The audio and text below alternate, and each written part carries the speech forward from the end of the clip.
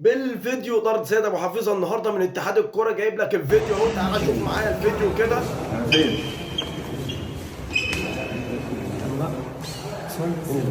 كابتن عمير المؤسسات هتكون واخد